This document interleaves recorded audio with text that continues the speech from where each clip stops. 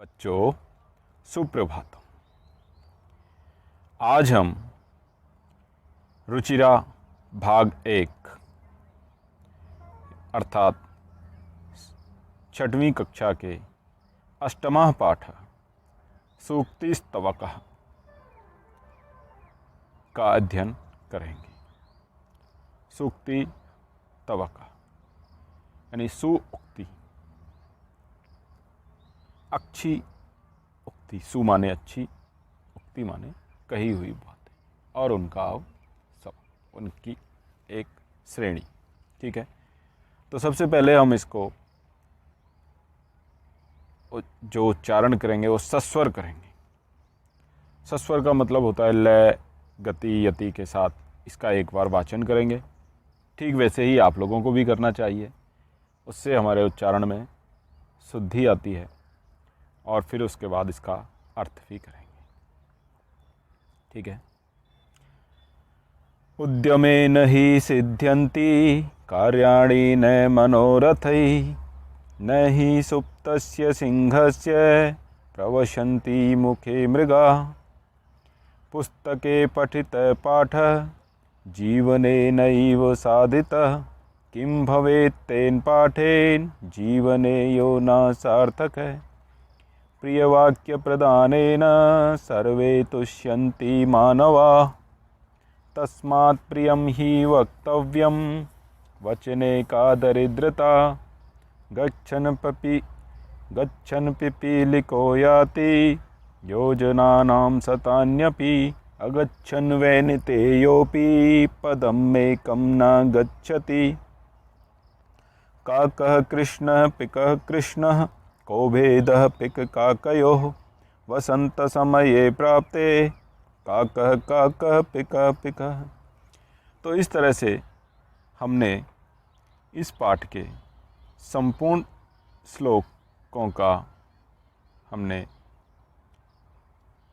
लय, गति, यति के साथ अध्ययन किया, उच्चारण किया। अब इनका अर्थ समझते हैं।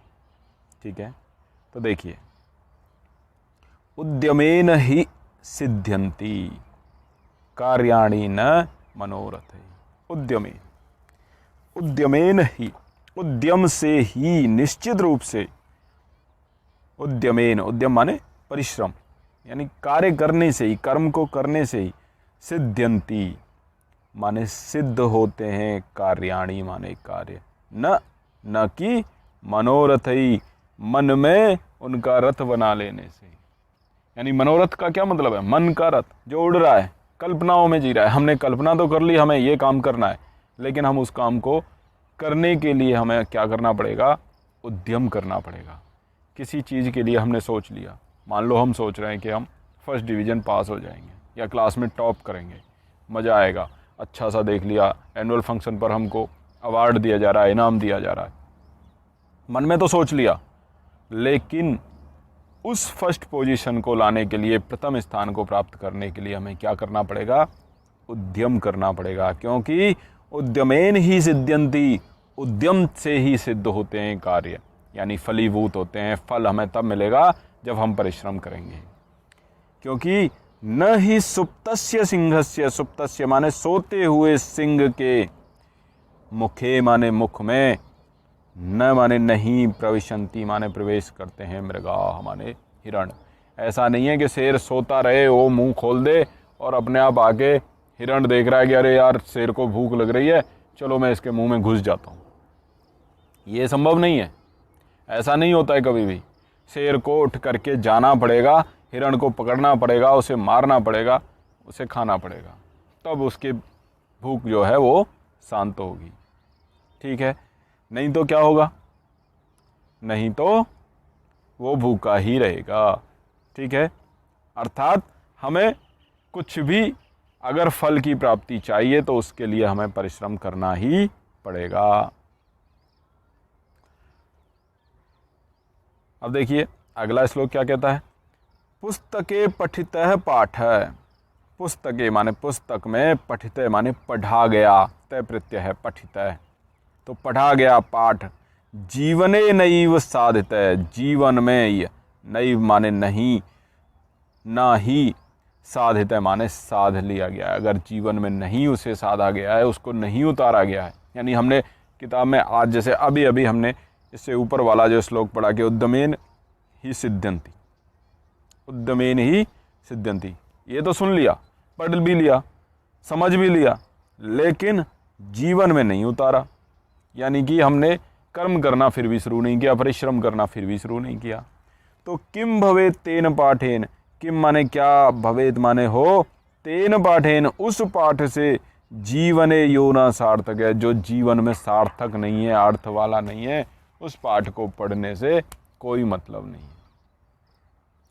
अर्थात पुस्तक में पढ़े हुए पाठ को हमें अपने जीवन में भी, अपने कर्म में भी, अपने व्यवहार में भी, अपने आचरण में भी उसको उतारना चाहिए, यानी हमें करना चाहिए। कर्म करना पड़ेगा, परिश्रम करना पड़ेगा। पाठ में जो लिखा है, जो हमने पढ़ा है, उसको अपने जीवन में हमें धारण करना पड़ेगा, उसको अपने व्यवहार में लाना पड़ेगा, तब वो पाठ काम का है। नहीं तो वो पाठ किसी काम का नहीं है। इतने कितने पाठ पढ़ लिए और चले गए, ठीक है कि नहीं। ये आ गया समझ में। अब देखिए, अब प्रिय वाक्य प्रदानेन, प्रिय वाक्य कैसा वाक्य, प्रिय मतलब अच्छा वाक्य, मीठी वाणी। मीठी वाणी बोलने से सर्वे माने सभी, तुष्यंती माने तुष्ट होते हैं, संतुष्ट होते हैं, मानवाः मानव, यानी कोई भी मानव हो, सभी मानव को प्रिय वाक्य ही अच्छे लगते हैं। अब तुम ही सोचो, मान लो मैं तुमको पढ़ा रहा हूँ और पढ़ाते पढ़ाते अचानक तुमको गालियाँ देने लग जाऊँ, या ज़ोर ज़ोर से चीख चीख कर तुम पर चिल्लाने लग जाऊँ, बोलने लग जाऊँ, तो कैसा लगेगा, बुरा लगेगा। हमारे माँ बाप भी हम पर अगर चिल्लाते हैं, चीखते हैं, तो हम लोगों को बुरा लगता है, जबकि वो तो माँ बाप हैं, उनने तो हमें जन्म दिया है, फिर भी बुरा लगता है। यानी हर व्यक्ति को, चाहे छोटा हो चाहे बड़ा हो, चाहे स्त्री हो या पुरुष हो, कोई भी लिंग हो, सबको प्रिय वाक्य ही अच्छे लगते हैं, और प्रिय वाक्य देने से ही हर व्यक्ति संतुष्ट हो जाता है। कितना भी गुस्सा कर रहा हो, तुम उससे थोड़ा प्यार से बोलो, वो भी शांत हो जाता है। तस्मात् इसलिए प्रियम ही वक्तव्यम, इसलिए प्रिय ही वक्तव्यम माने बोलना चाहिए। तब्यत प्रत्यय है, वद धातु, वक्तव्यम, वचने का दरिद्रता। अरे यार, वचन में क्या दरिद्रता माने गरीबी। अरे वचन में क्या गरीबी दिखानी, कंजूसी दिखानी, मतलब कंजूस। वचन में क्या, वचन बोलना ही तो है यार, उसमें तो कम से कम अच्छा बोल सकते हैं ना, ठीक है। तो यही बात है कि मतलब प्रिय वाक्य बोलना चाहिए हमें, कभी किसी से उल्टा सीधा गलत गंदी वाणी में नहीं बोलना चाहिए। मीठी वाणी हमेशा हमें बोलनी चाहिए। अब देखिए, गच्छन पिपीलिको याति योजनानाम शतान्यपि, कि गच्छन पिपीलिको, जाती हुई पिपीलिका माने चींटी, सत्री प्रत्यय है गच्छन। तो पिपीलिको माने चींटी, याति माने जाती है, योजना नाम योजनों तक, शतान्यपि मतलब 100 योजन तक चली जाती है, एक दिन में ही पहाड़ पर्वत सारे चढ़ लेती है। अगच्छन वैनितेयोपि, लेकिन अगच्छन माने नहीं जाता हुआ, वैनिते माने गरुण, जो पक्षी श्रेष्ठ है, सबसे तेज दौड़ता है। पदम एकम न गच्छति, एक पद भी नहीं चलता है। कहने का मतलब, अगर हम चलेंगे तो 100 योजन तक चल सकते हैं, नहीं चलेंगे तो घर पे बैठे रहेंगे, बेड तोड़ते रहेंगे, भूखे मरते रहेंगे। अर्थात अगर आप पढ़ोगे, आप पढ़ना चाहोगे और आप पढ़ोगे, तो साल भर में हम सारा सिलेबस, सारा पाठ्यक्रम पूर्ण कर सकते हैं, उसके साथ सहगामी क्रियाएं भी पूर्ण कर सकते हैं। लेकिन अगर नहीं पढ़ना चाहेंगे, तो गरुण की तरह पढ़ने वाला भी, मॉनिटर भी, या श्रेष्ठ बच्चा भी, टॉप बच्चा भी, जिसके टॉप मार्क्स आते हैं, वो भी नहीं पढ़ेगा, तो फिर नहीं पढ़ेगा, एक पाठ भी नहीं पढ़ पाएगा। यानी कि उद्यमेन ही सिद्ध्यंति, उद्यम से ही सिद्ध होते हैं। यानी उद्यम तो करना ही पड़ेगा, परिश्रम तो करना ही पड़ेगा। अब देखिए अंतिम है, ये कहता है काकः कृष्ण, काकः माने कौआ, कृष्ण माने काला। पिकः कोयल, कृष्ण है, वो भी काली है। कि कौआ भी काला और कोयल भी काली, को भेद है पिक का कयो हो, फिर पिक और काक में, कौए और कोयल में क्या भेद है? भाई दोनों तो दिखते एक जैसे हैं। बिल्कुल सही बात है, देखने में हम उनको नहीं पहचान सकते। वसंत प्राप्ते समय, वसंत समये प्राप्ते, लेकिन वसंत ऋतु जब आती है तो वसंत ऋतु के आने पर काकह काकह पिकह पिकह, वसंत ऋतु के आने पर पता चलता है कि कौआ कौआ है और कोयल कोयल है, क्योंकि वसंत ऋतु में कोयल बोलती है तो बड़ा ही मीठा लगता है, बड़ा ही पूरे वातावरण को कैसे कर देती है, एकदम गुंजायमान कर देती है जब वो कोयल कूकती है तो। लेकिन कौआ पूरे वातावरण को कैसा कर देता है, व्याकुल कर देता है, ऐसा लगता है पता नहीं कुछ अलग ही हो गया है, कुछ गलत हो गया है ऐसा। अर्थात अब इसको हम अगर छात्र जीवन में लें तो देखिए सभी छात्र एक जैसे हैं, सभी एक जैसी वर्दी पहन के आ रहे हैं, सभी देखने में एक जैसे लग रहे हैं, लेकिन वसंत समय प्राप्त है, अर्थात परीक्षा समय प्राप्त है, परीक्षा समय जब आता है तब पता चलता है कि कौन कौआ है और कौन कोयल है, यानी तब पता चलता है कि कौन बच्चा अच्छा है और कौन बच्चा अच्छा नहीं है, कौन बच्चा पढ़ता है और कौन सा बच्चा नहीं पढ़ता है। कब पता चलता है? जब परीक्षा आती है, जब परीक्षाओं में लिखते हैं, जब परीक्षा का परिणाम आता है तो तब पता चलता है कि कौन बच्चा स्टूडेंट है, कौन बच्चा छात्र है और कौन बच्चा केवल बच्चा ही है, अर्थात वो छात्र तो है देखने में लेकिन फिर भी छात्र नहीं है। ठीक है, इस तरह से ये पाठ आपका पूर्ण हो जाता है। शब्दार्थ इनको आप धीरे से पढ़ते जाएंगे। उद्यमेन, परिश्रम से, मनोरथई, मन की इच्छा से, सिंह, शेर, मृगाह, हिरण, दरिद्रता, दीनता, प्रिय वाक्य प्रदानेन, प्रिय वचन बोलने से, तुष्यंती माने संतुष्ट होते हैं, मानवः मनुष्य, तस्मात् इसलिए, वक्तव्यम बोलना चाहिए, वचने बोलने में साधित है उपयोग किया गया, भवेत होना चाहिए। ठीक है, सार्थक है, अर्थपूर्ण, प्रयोजन युक्त, काक है कौआ, कृष्ण है काला, पिक है कोयल, पिक काकयो कोयल और कोए में, प्राप्ते आने आने पर, गच्छन माने जाता हुआ, पिपील कह माने नर चींटी, याति माने जाता है, योजना नाम 4 कोसों का, यानी लगभग एक योजन कितने का होता है? 4 कोस का होता है, यानी लगभग 12 किलोमीटर का होता है।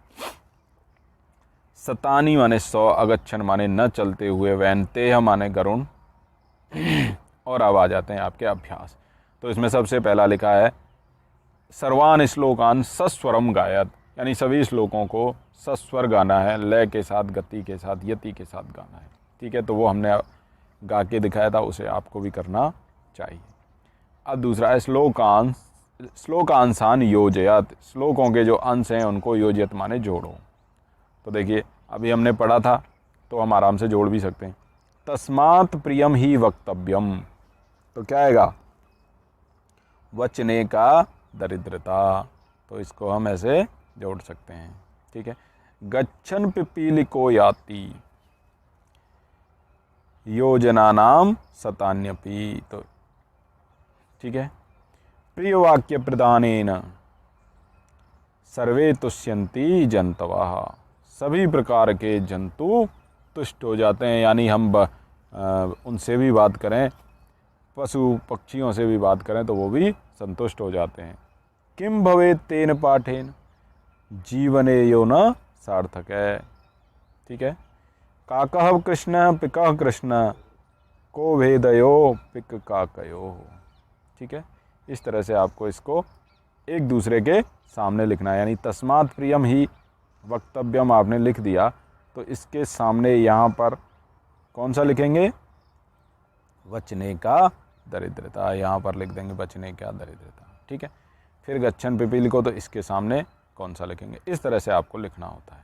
ठीक है, प्रश्नानाम उत्तराणि लिखत, अब प्रश्नों के उत्तर लिखने हैं आपको। सर्वे जंतवः केन तुष्यन्ति, सर्वे जंतवः सभी जंतु, सभी प्राणी, पशु पक्षी मानव जितने भी प्राणी हैं, केन तुष्यन्ति किससे तुष्ट होते हैं, तो केन के स्थान पर हम क्या लिख देंगे?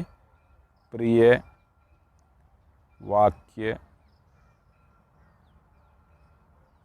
प्रदानेन।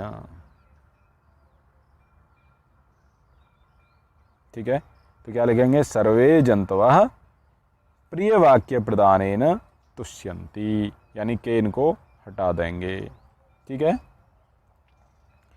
पिक काकयोः वेद कदा भवति। पिक और काक में भेद कदा माने कब होता है, तो कदा के स्थान पर हमें क्या लिखना है? वसंत समये प्राप्ते।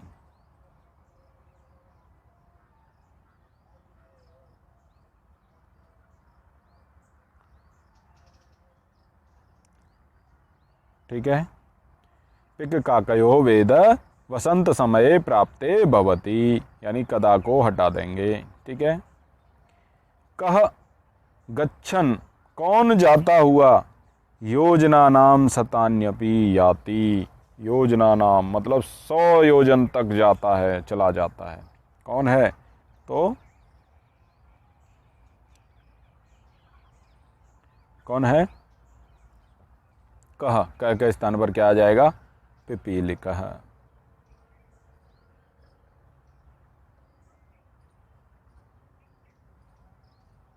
ठीक है, पिपीलिका। तो पिपीलिका गच्छन योजनानां शतान्यपि याति। ठीक है। अस्माभिः किं वक्तव्यम, हमें क्या बोलना चाहिए, तो किम के स्थान पर क्या हो जाएगा? प्रियम। तस्मात् प्रियम ही वक्तव्यम। तो किम के स्थान पर क्या लिख देंगे? प्रियम। अस्माभिः प्रियम वक्तव्यम। इस तरह से आपका ये प्रश्न हो जाएगा। अब देखिए, इसमें उचित कथनानाम समक्षम आम, यानी जो उचित है उसके सामने आम माने हाँ लिखिए। अनुचित कथनानाम समक्षम न इति लिखत, और जो अनुचित है यानी आपको गलत लगता है उसके सामने न लिखना है। तो पहला है का। काकः कृष्णः न भवति। काक कृष्ण, कृष्ण कौआ जो है वो काला नहीं होता है। जी हाँ, काला ही होता है। तो ये कैसा है? गलत है, इसलिए क्या लिखेंगे? न। अस्माभिः प्रियम वक्तव्यम, तो हमें कैसा बोलना चाहिए? प्रियम ही बोलना चाहिए, प्रिय ही बोलना चाहिए। तो ठीक है, तो क्या लिखेंगे? आम। ठीक है। वसंत समये पिक काकयोः भेदः भवति। वसंत समय में पिक और काक, कायल कोयल और कौए में पता चलता है। जी हाँ, तो क्या लिख देंगे? आम। ठीक है। आम माने हाँ, वो वाला आम मत समझ लेना, खाने वाला। ठीक है। वैनते या पशु अस्ति। क्या वैनते पशु है? वैनते पशु नहीं है, गरुण है, पक्षी है। तो क्या लिखेंगे? न। ठीक है। और वचने दरिद्रता न कर्तव्या। वचन में दरिद्रता यानी गरीबी या कंजूसी नहीं करनी चाहिए। तो बिल्कुल हाँ, नहीं करनी चाहिए। तो क्या हो जाएगा? आम। ठीक है, आम। इस तरह से ये आपका प्रश्न हो जाता है पूर्ण। अगला प्रश्न है मंजूषात है। मंजूषा से समानार्थकानि पदानि चीत्वा लिखत। समान अर्थ वाले यानी पर्यायवाची हमको लिखने हैं। ठीक है। तो देखिए, वचने, कथने नंबर 1। वैनतेय क्या है? गरुणः नंबर 2। पुस्तके ग्रंथे नंबर 3। उद्यमेन परिश्रमेण नंबर 4।